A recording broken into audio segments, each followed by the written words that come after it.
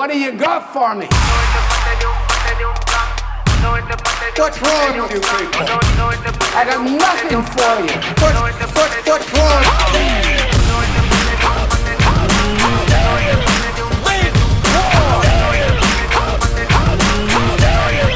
You're not David. How y'all feel this morning? I feel rotten. That's how I feel. Well, that was enough for me. We could have had the benediction right there. That was so good. What's going on, everyone, and welcome to The Reformatory, the podcast for the local church and by the local church, and we are your local churchmen. My name is Josh, and I'm here, as always, with the man that needeth no introduction, the captain, Jack Barry. Jack, it is good to see you, my man. Are you redoing your recording space? Because the background looks different. I don't see any statues anymore. There's a new bookshelf back there. Yeah, there's a bookshelf we added. Yeah. There's a chair there's a bunch of books on that chair right there. Mm-hmm. It's not really like different. It's just we added a bookshelf back there to put more books on there. So okay. All right. My Spurge and my Calvin are up on another bookshelf that's like right over here. That's off screen. So there we go. We go. Excellent. Well, Jack, my man, it's been a busy week. Lord's Day. Let me tell you what this Lord's Day was like for me. Okay. Yeah. So wake up. We've got church, obviously, right? So we're doing church every fourth Sunday of the month. We're adding kind of like a Sunday school-esque class for topics that like aren't necessarily pulpit worthy, but important nonetheless. Yeah. So we're doing kind of a once a month Sunday school class. So we launched that this Sunday. That was really fun. That is in conjunction with a potluck, because if you want people to stay, true, you know, you got to give them some food. You got to make it worth a while, right? So we have the Lord's Day service. We had the second our second Sunday school kind of hour after that. Then I skedaddled home and had pre-engagement counseling with a couple. And then after that, we had our young adults group that hit at 3:00. So it was bang, boom, bam all day. It was a good Sunday, but feeling a little ragged today. Not gonna lie. Although I will say, I smoked a couple of pork shoulders for the potluck, and man, they turned out pretty good. Nice. Yeah. Yeah, nice. I've fully embraced the old man ethos, if you will. It's just who I am now. Yeah. We had a pretty busy Lord's Day service. Our projector went out like right before we started. Oh worship. no! Thankfully, what we've been doing, I think for about a year now, maybe less than a year, is we start to print out the lyrics of each worship song that we'll do. Nice. Good backup. So I was like, I just went to I was like, one of our pastors like, hey, our projector's giving us issues here. So we're going to go get on the good old fashioned 21st century train and pull up Google on your phone and type in this. The first song that we sung was All Creatures of Our God and King, which is like a tee up pretty much. Oh yeah. 100%. So I just went to the back and I just found like a bunch of the liturgy kind of printout liturgies that we have with the songs on it and lyrics and everything. I just started passing those around to people and everything like that. So nice. That's awesome. But then we got it fixed towards the end of kind of like our transition time from when we end just singing worship to go into like the word and stuff like that. Okay. So thankfully, awesome, and then man. we had the NFC Championship game. That's right. Seahawks are going to the Super Bowl. Was baby. Nuts. Yeah, was here nuts. We go. I think they're going to win it all. I don't think the Patriots. I don't think the Patriots are going to be able to beat them. But hey, that's just my opinion. So yeah, I had a Freudian slip during service. Oh gosh. So I was tasked with the benediction. Right. No. So I decided to do it out of Hebrews, right? The end of Hebrews. Yeah. Great benediction. And I got up to the pulpit and my mind just, I don't know what happened. I don't know if I was thinking about second service or the pulled pork. I don't know what it was, but I went into autopilot and I go like as confident as can be, like as if there was no question, stating this as fact behind the pulpit, as the Apostle Paul tells us in the book of Hebrews. And I just read the benediction and just went off with it, dude. And after I said it, I was like, oh yeah, that's not fact. I think it's true. But I just stated that like it's just like yeah, duh. And one of the other elders came up and he's like, "Well, I'm glad it's settled. Like I'm glad it's settled. Like, Oh my glad we got it figured out." Yeah, Wow. dude, it was a moment, but not the worst moment to have. No. Because I think it's true. So it is what it is. But Jack, my friend, we have very interesting stuff to talk about today. Very unique things to talk about. I'm excited to chat with you about doing ministry in the PNWs. But before that, as always, my friend, we have some business to get to. Even before the Instagrams, we got a name. We got a name to hallowed. Oh boy. Because here's the thing, ladies and gentlemen, if you have been listening to the episodes, you know that the Podluck currently is on it's on sale. If you want to become a Patreon member, up until January 31st, the end of January, you can get your first month of the Podluck of Patreon 50% off. Now, here's the thing. It's already only $5 a month. Okay, let's be real about this. So you're getting your first month of Patreon around $2.50. Yeah. That's insane. All right. Plus, you get this episode early. You get multiple bonus episodes. You get the reformatory chat. You get exclusive drops of merch, like ahead of time merch. We actually have 2 lines of merch that we're going to be dropping in February, but our patrons get it first. And you got to head over there and get yourself a Patreon subscription for 50% off. And we have a new patron that has decided to join the ranks of the Podluck. My friend, we are shouting out the one, the only, the legendary Buddy Boone.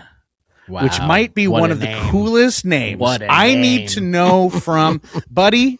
You got to let us know in the Patreon chat.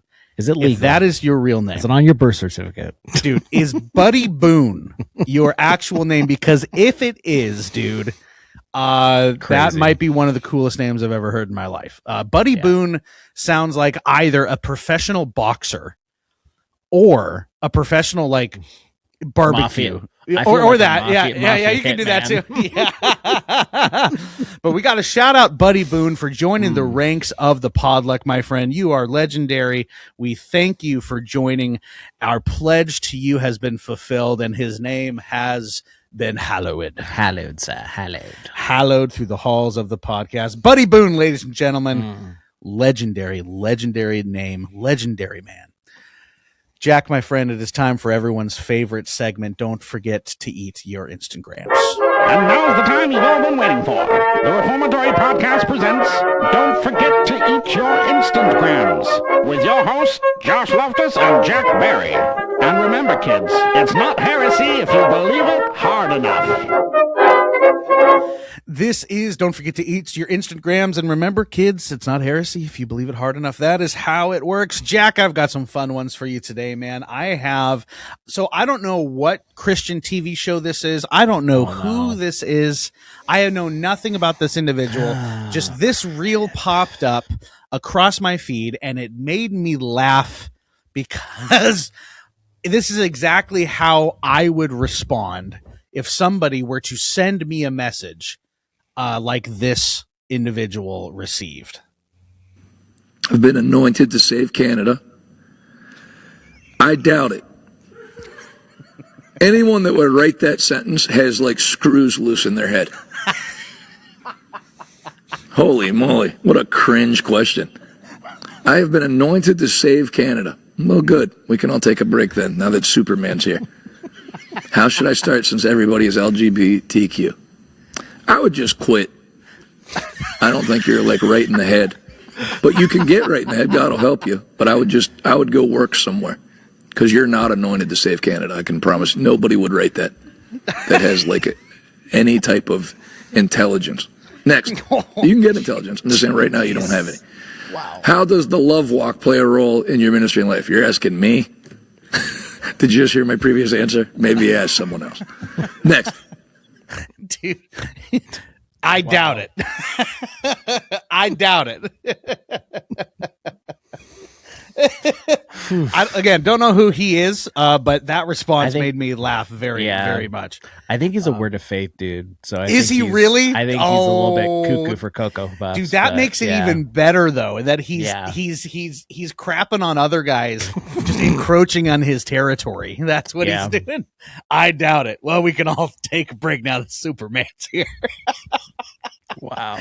Oh, that's good stuff. Okay, Jack. Here's the thing. I am all, in fact, I'm greatly in favor of turning the Word of God into songs that we sing in church. I think some of the best hymns of the faith and songs that we have here either are paraphrases or, in some cases, direct quotations from the Word of God. Nothing better to sing and fill our heads with on the Lord's Day, obviously, than the Word of God. But there are some passages of Scripture that perhaps should just be left alone. Behold, I will corrupt your seed and spread dung upon your faces. On your faces. Come on, let's sing that. Nope, not singing that. Behold, I will corrupt your seed and spread dung upon your faces. On your faces. Make this the cry of your heart. No, I'm not making that the cry of my heart. Nope, I'm not. I think it's so creative. No, it's so creative. No. I will spread dung across your face. Make that the cry of your heart this morning, church. Shout it out to the Lord. Wow. Put your hands in the air if you're feeling this. No.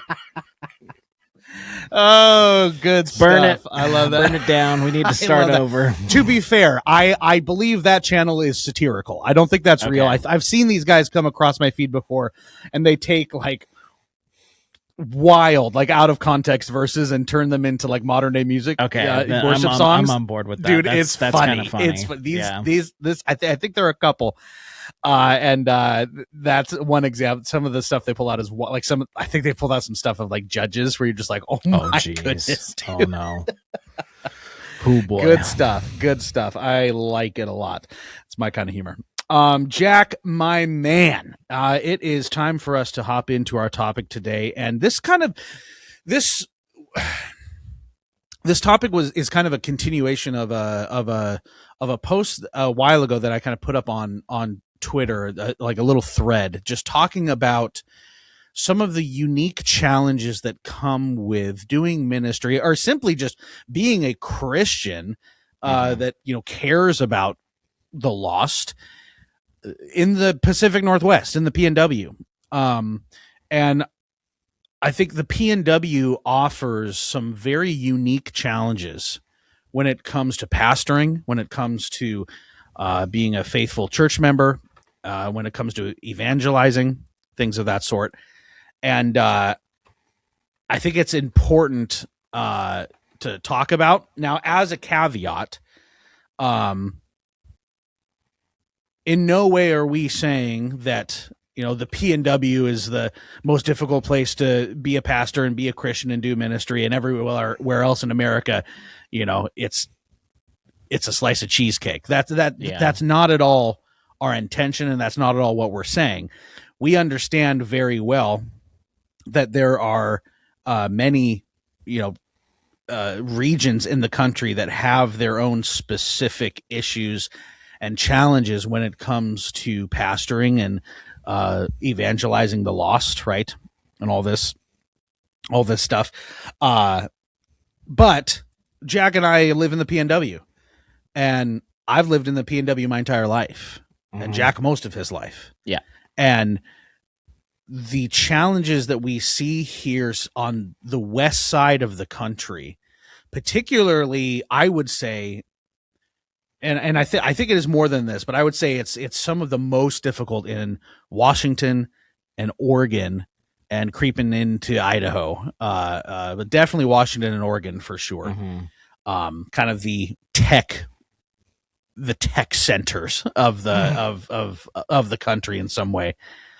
Some very unique challenges when it comes to pastoring and what that looks like. But Jack, I want to throw it over to you first and give me your kind of across the bow experience with trying to encourage Christians in their local church centrality while living here in Washington. Am I crazy in thinking that it's difficult, or are you seeing the same things, my man? Oh yeah, it's difficult. I mean, I would say that we have a system of politics that's usually leaning to one side of the spectrum. Yep. Versus most. And you all can guess that. I mean, I'm not going to be ashamed of saying it. Most of our state, and I would say except Idaho, maybe.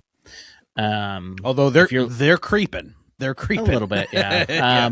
I mean, if you look at the Pacific Northwest as traditionally speaking, Washington, Oregon, and Idaho, as it's been taught to me and probably Josh in our public school classes of Pacific Northwest history, usually that's like 14, 15 million people, and 75% of the population lives in the metro cities, meaning that most of the people in the Pacific Northwest live in Western Washington. Yep. Seattle and Portland. Yep.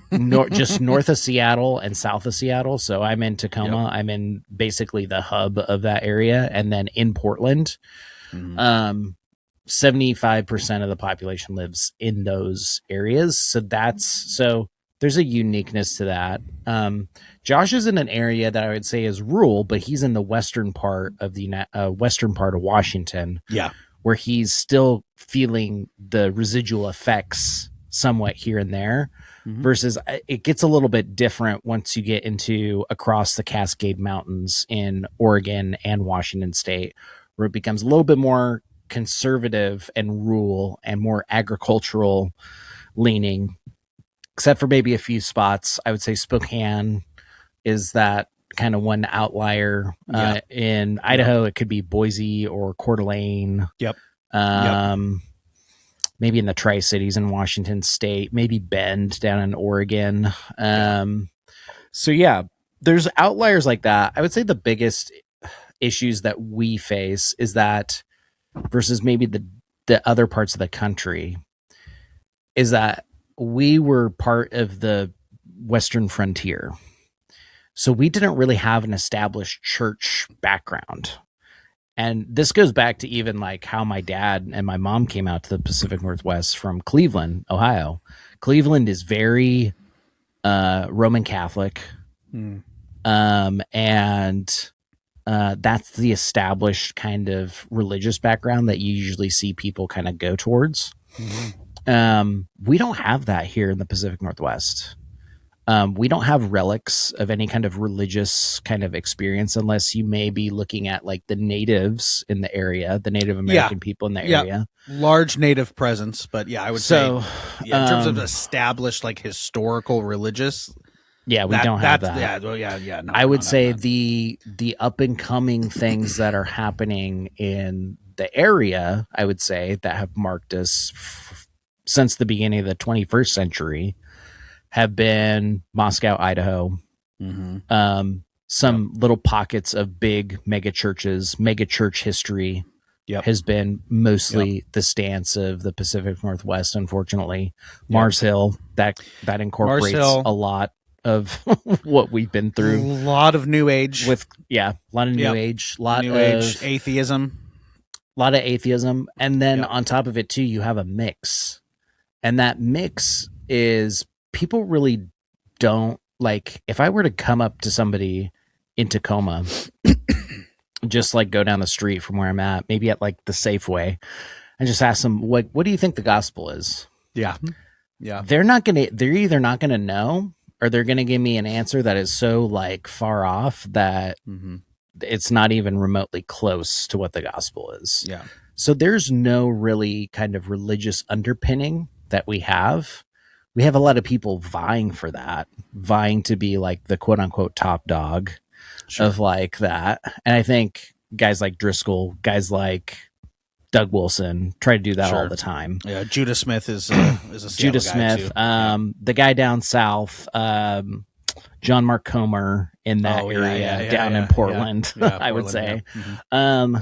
So yeah, there's like this weird dynamic that we have because I feel like we have everybody, and to minister in the Pacific Northwest really means to kind of get towards an understanding of you're probably ministering to people who have no clue what the gospel is, or they're riffing off of presuppositions of what it means. Yep. So, or even what the Bible means, or even what the Bible teaches. And so you really just have to say, hey, I mean, I get this all the time, even when I've done just outreach in Tacoma.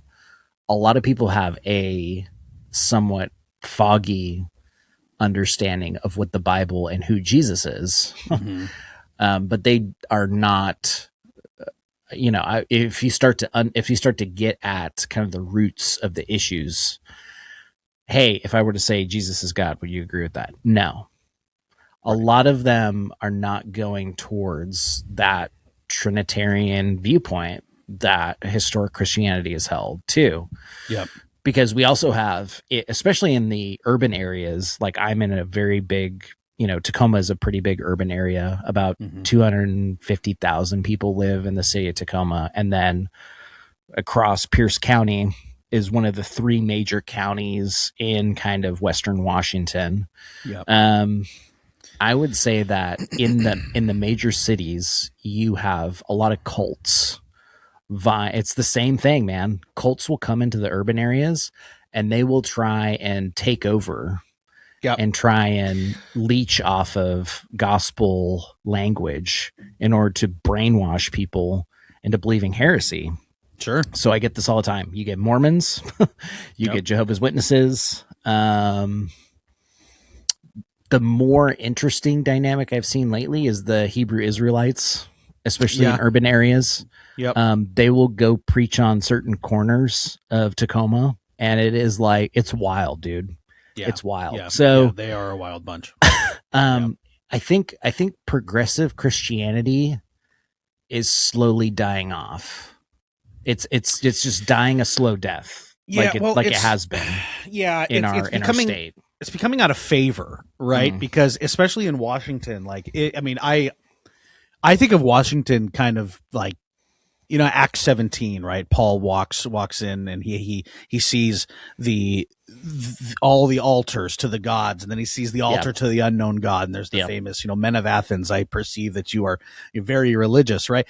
I often feel like that's what Washington is it's just this, there's just this smorgasbord of all types of worldviews that are in this same pot being stirred around. And then you throw, mega church, Christianity in the mix with that. And you just have this like primordial, awful religious stew that no one knows what's going on. No one knows the gospel. No one knows what's true. And so that's the religious side of it, right? Is it's just, there's like we've said, there's a lot of new age, there's a lot of atheism, like cults are on the rise. Anything resembling Christianity, for the most part, when people think of that, they think of things like Mars Hill because of just the cultural, blow up that had in Seattle. Like everyone knew Mars Hill, right? Yeah. Or they think mega churches, just the big churches that are, 5,000-7,000 people, where you show up and you hear a little TED talk and you walk out and there's no community, there's no commitment, there's no membership, there's no understanding of what a local church is or should be. And that's Washington. Yeah. That's where we're at. Right. And that creates a extremely difficult dynamic, because if that's not hard enough, Yeah. coming from a pastoral side now, is there is a rampant, and I haven't seen, again, my experience is limited because of where I grew up and where I'm at, but from what I have seen, Washington, I have not found a place that has more of a spirit of individuality than Washington. Individualism is rampant in our state. What I mean by that is, like the scenario that Jack posed, talking, getting someone out of the grocery store. Hey, what do you think the gospel is? Right? Like, the vast majority of people in that context won't even acknowledge that you exist. They will walk right by you because they think you're either a crazy person or you're selling something, right? And they want nothing to do with it. Yeah. Getting people out of their houses, looking up from their phones, and trying to get them to connect with you in a meaningful way is so difficult in Washington. And there's a lot of reasons for that, right? But something that I have found is, so not only do you have all of the religious junk that you have to deal with, say you have Christians now that want to be part of a church, right? They see that, Washington is dark. It's a dark place to live. We need some, like we want to hear some good teaching, right? That spirit of individualism that runs rampant in our culture, in our state, like runs through the blood of everybody that's here. So you get these Christians who want to come into the church and hear good preaching because they know that, so-and-so down the street isn't preaching the gospel. They want to hear the gospel, but don't you dare talk to them about membership, because they do not want to be held accountable or be in community with people, because they don't understand why they need that. Yeah, that's the frontier spirit that I'm talking about, too. It is, dude. Yes. That invades like me and my wagon, dude. Like, that's all I need, right? Yeah. You can, and it's simple. Like, you go, I mean, that's been the typical kind of message that we've always gotten throughout history, right? You go out west to reinvent yourself. Yeah, go west, young man. You go out to the frontier to reinvent yourself. It's freedom. Yeah. And you can see this from just like, even when I grew up, one of the biggest movies was Dances with Wolves. And what happens? Sure. Kevin Costner goes from Civil War hero to a person who sides with native tribes and reinvents himself, right? Right. So that's kind of showing you the mentality of what it's like to do ministry out in the Pacific Northwest, even I would say maybe the West Coast as well too, generally. I feel like there's a little bit more, I don't know how to word this, but if you go into California is such a big state. Sure. It has a diversity of what it's offering. Sure. Right. Sure. And so there's challenges. I won't speak on California particularly because that's not our forte. Yeah, but, I don't know much about California. but Ruby does. Rudy does. We should get Rudy Rubio on Pastor here. Rudy does. He'll tell us about California. He's in the hood, man. He'll tell us about Compton. Isn't he in Compton? Yeah, he's in Compton. He's not Presby. He's the Dutch Reformed. Yeah. Pastor in Compton. Yeah. So I would say that it's just very forget about talking about church government, Yeah. or if we're talking about church government, it's the typical gathered around that one personality, that one charismatic personality that's going to lead us, right? Yep. So that's difficult. I would say the other difficulty that I'm seeing more and more is probably the rise, the individualism, but on a rampant scale. So what I mean by that, I've seen since 2019 several marriages. I would say it's starting to creep in on like maybe 10 or more, completely fall apart. Sure. Because either one of the spouses, either the husband or the wife, says, I'm not really a Christian, and says, I'm done. Yeah. And then goes into a life of basically taking on what there is to them in Washington State, which is mostly progressivism and liberalism. And that comes with it some dangerous stuff of wrecking Well, and the your sad life. thing is, if you want to find a church that panders to that or makes you feel comfortable in that decision, it's easy to find one in Washington. Yeah. And I think the other part of it too. So I think you have one side of it is just the rampant ideology of individualism. But I think even that creeps into the church too, where you have figures like Driscoll and other folks who are trying to make themselves the center of the church. Sure. And I think that's where I come in to kind of talk about just how I try to go about ministering to people, my neighbors and other people who aren't Christians. Is the only way that you're going to really, and I wouldn't call this winning people over to Jesus, but there's definitely a distrust of Christians in the Pacific Northwest. Yeah, there is. They will be treated, you will be treated in the same vein as all the other cults, to be quite honest. So really, I would say to complement that, there's just a spirit of distrust in general. Sure. Right. Yeah. Like it's not just like, I think Christians are near the top of that list for sure. Yeah. But just in general, people don't trust each other out here. You don't talk to people you don't know. If you're on the bus, you don't talk to people. If you're you're on your phone, you have your headphones in, you have your hood up, that is the PNW, right? If you're on the light rail, you don't talk to people, right? Because out here, as weird as it sounds, the people who talk to people are crazy people, right? You're either on drugs or you're a crazy cult member trying to recruit. So yeah, that's 100% continue. That just add some context there. Yeah, no, that's true. I mean, I think the other part of it too is just the way that I minister out to people here who are not Christians is just, I want them to trust me. Right. I think that's the first gate, to be quite honest. And to just, just sharing the gospel, they need to trust you. Yep. It's just a very different line of thinking. So, I mean, that first gate of just trusting somebody who's a Christian and then going from there is what I've seen in my life start to impact other people's lives for the gospel and for Jesus. But it's different it's different across the Pacific. But I feel like for me, I've taken that stance of like, in order for somebody to really know about Jesus and the gospel in the Pacific Northwest, they're going to have to trust me somehow, some way. So whether that's being more vulnerable, doing something, sharing about my life, like meeting up with them, or just saying like, hey, here's my number, text me and we'll go get coffee again sometime and talk.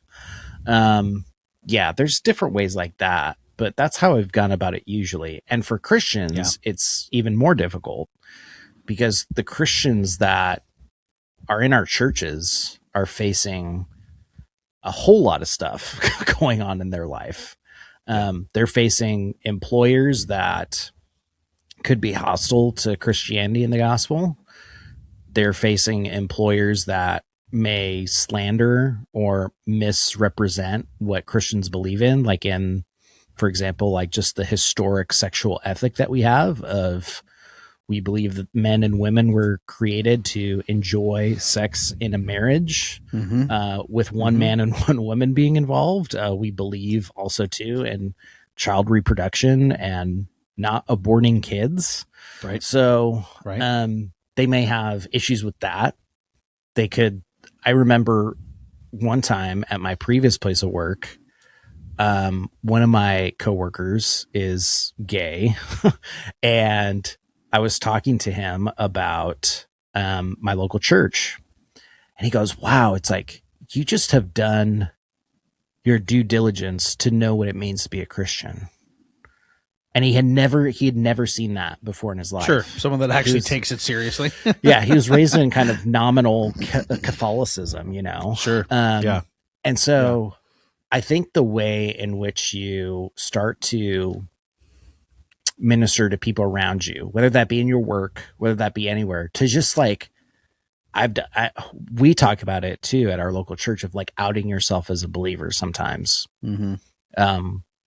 I try and do that as best as I can at work, of just slipping that in there of like, what'd you do this weekend? I went to church. I hung out with people at my church, like trying to hit that as much as you can so that people are inquisitive. And yeah, I mean, the thing too is that everybody I look at in the Pacific Northwest, I don't view it as a us versus them too. I think that's that kind of mentality and thinking in the PNW in certain places has not got us in a really good place. I think Mars Hill tried to do it really hard, especially when Mark was in there. It's like it's Mars Hill, it's the Christians versus, Seattle pagans or something like that. Sure. Versus I think it's more along the lines of like, okay, how am I to minister to people in the Tacoma area? Like, what are they going through? Yeah. How can I talk to them, interact with them, help them trust me, maybe be friends with them, right, and talk them, further about the gospel and coming alongside them in their life and trying to minister to them in that way. I think that's I mean, anybody can do that, to be quite honest, if you're a Christian in any city. But I think for Josh and I, it's especially tough because most people think that you're just looking for money or you're trying to peddle something. Well, it's true. And I think this is, and it's sad because I've seen a lot of very well-meaning, well-intentioned church planters try to come into Washington and plant a church. And within 5 years, it's wrapped up. Like I've seen that on multiple times and multiple instances. And I think part of that, not the whole thing, but I think part of that is if you really have to realize the culture and you got to understand the culture that you're walking into in the PNW and how unique it is to perhaps other parts of the country that you might be used to, right? If you want to plant a church in Washington, you have to be prepared for that church to remain small. You should probably just accept the fact that you might never ever get to the point where the church can pay you full time. You'll most likely be bivocational for a while, if not, your tenure at that church. Yeah. You're going to have to embrace the fact that you are going to have to train and explain membership to people because they're going to come into your church hopefully wanting, the word and wanting the truth, right? That's, but when it comes to membership, they don't want nothing to do with that because getting people to admit that they are not enough on their own, that they need accountability, that they need community, that's a lot of work in this part of the country. And I think guys come into the PNW with kind of these thoughts of grandeur that, they're coming into the darkness with the light. And it is true. I mean, they are, but you really have to know the culture that you're walking into and make sure that your expectations are realistic, because I have seen the PNW chew up and spit out more pastors than I would like to admit. And it is a dark place. Like, there's a reason people are leaving Washington in droves. Christians are leaving Washington in droves. And I understand it. Like, I can't fault them for it, right? But there are those of us that remain. And there are those of us that need help. We need prayer. We need, faithful men and women that have a burden for the dark out here, both figuratively and literally. It's Washington, right? Yeah. It's raining all the time. There's a reason people are addicted to coffee and caffeine out here, right? Yeah. You need to be willing to embrace that and come alongside that and understand the dynamic that you're walking into out here, and that you are not going to be liked. You are not going to be accepted. You are not going to be trusted. And it is an uphill battle for churches, right? Now, that sounds like it's all doom and gloom. And I don't mean it to sound like it's all doom and gloom, but it's realistic, right? Obviously, the Lord has his remnant everywhere. Anywhere you go in the world, you can find the people of God. And there is like one positive to that is that I'm seeing a resurgence in Reformed theology because of the direct, I would say, it's the antithesis to everything else that's going on, right? You have very liberal, very mainstream progressive Christianity in Washington. People don't want that, but that's what's popular if you're going to be a Christian, right? Yeah. Because it's easy to not think or have any convictions when you're kind of in that environment. So you have a lot of smaller churches, right? But they're robust theologically. Right? Confessionalism is on the rise right now, and I see more and more individuals becoming interested in it and exploring it here in the PNW, and that's exciting. That's really, really cool. But it's a remnant, and it's small, and people need to realize that when they come into Washington. So if you're thinking of planting a church in the PNW in Washington or Oregon specifically, know the context that you're walking into.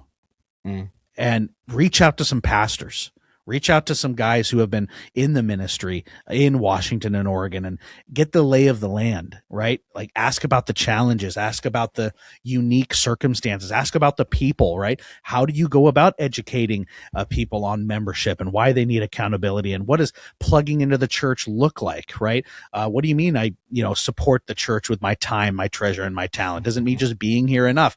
All of these things are real, and they're PNW problems, right? Again, not that you don't see that in other parts of the country, but it's very prevalent where we're at. It's just the context that Jack and I are in. So pray for us, because it's definitely a very dark place to do ministry. God has his people, and his people are faithful, and there's a faithful few that's out here. But the work is unique. And the work is hard, and we need men and women who are committed to the work and committed to the people, so that the gospel would continue to go forth. Because even the city of destruction needs the evangelists for the Christians that are running out, right? We need that, and Washington needs that. So it's a unique place, man. I wouldn't trade it for anything. It's hard, but it's rewarding. And I'm thankful for my small but faithful local church and the men and women that are in it, and their desire to be in community with one another. It is such a blessing in the just the dark reality that Washington is. Yeah. I think if I didn't have my local church, if I wasn't a Christian, I would lose my mind up here. Oh, 100%. Oh yeah. Yeah, no, absolutely. I've told my wife multiple times, like, if we didn't have this church, like, we probably wouldn't be here. Yeah. Like, if we didn't feel as if the Lord was specifically calling us to minister to these people that we understand because we grew up here, right? These are our people, like it or not. Yeah. I'm a PNW guy, and I see the same tendencies in myself. Yep. Right. And I have to fight against those, right? I don't want to be told what to do. I don't naturally want to talk to people and be bothered by other people's business, right? Like, leave me alone. What are you talking about? I see those tendencies, and the local church has been so good for me and my spiritual health. But yeah, dude, it's if I didn't have the church, it'd be nuts. It'd be bad. It'd be real bad. For sure. But Jack, my friend, that's I think that's all. Little peep into the P-dubs, P-dubs. Yeah, that's right. But into what we have to deal with up here. Exactly. I don't say what we have to deal with like in a bad thing, but it is. I mean, there's it has its days, it has its weeks. Yeah. Again, this isn't us bemoaning. It's just realistic, right? Yeah. I think you can be realistic without being negative. I'm not being negative. I'm laying out the facts. This is what it's like, right? Yeah. So hopefully that comes through in this episode. And if you've heard this episode and you still want to come visit the PNW, maybe you still want to engage in ministry here in the PNW, reach out to me, reach out to Jack, reach out to some other pastors that you might know of. I know Kofi is doing great work down there in Oregon. He's facing the same issues that we are up here. It's just a different coastline. Yeah. So we would love to talk to you about that. But bare minimum, we would ask that you would pray that you'd partner with us in prayer, and that we would not grow weary in the work that the Lord's calling us to do. So, Jack, my man, before our listeners get weary, why don't you get us out of here? Ladies and gentlemen, if you appreciate Josh and I's centrality here, our endeavor to make the local church central to the believer's life from the good old Pacific Northwest, Western Washington, if you will, you can West follow Side us, for life. You can follow us on the sociables, if you will. You can follow us on the Instagrams, but you can follow us on the sociables. Those dastardly little sites. You can send us a DM, message us, send us episode ideas, questions, comments, concerns, anything along those lines. We're at the tag at Reformatory Pod at the following sociable sites. So you have your Metaverse, your Facebook, if you will, your Instagram, goes well with chocolate marshmallow, little heresy sprinkled on top of it, maybe a little bit as well too. Hey, and your sociable, formerly known as Twitter X, if you will. As I said, you can find us at those sociable sites at the tag at Reformatory Pod. Josh, you can tell the lovely people how they might support us further in our endeavors here. That's right. Ladies and gentlemen, if you would like to support the Reformatory, you can head on over to YouTube. If you want to watch these episodes as well as listen to them, it does help make the Instagrams go down a little smoother. You can head on over there, like, comment, subscribe, hit the little bell for notifications, as the kids say. Share this podcast, maybe this episode, with a friend. So they can also be encouraged into making their local church central in their life. We would really appreciate that. And last but not least, we have a Patreon, and you can follow the lead of the legendary Buddy Boone. Man, I feel like he needs a theme song. I got to find a theme song for Buddy Boone, man. It's good stuff. Anyway, you can follow his lead and hop on the Patreon while we're doing the 50% off deal for the rest of January. I'm telling you, up until I think it's like $11.59, January 31, baby. You can get your first month of the Patreon 50% off. So it goes from $5 to $250. $250. $250. $5 to $250. Dude, I'm telling you, it's the deal of the century, and you get a lot of cool stuff over on the Patreon. If we really appreciate you guys do that, and if you choose to do so, as you have already heard on this podcast, Jack and I are men of our word. Your name shall be hallowed. Hallowed, sir, hallowed. Hallowed through the halls of the podcast. That is our pledge, our vow to you. Ladies and gentlemen, we thank you so much for listening to this episode, and we will catch you on the next episode of The Reformatory.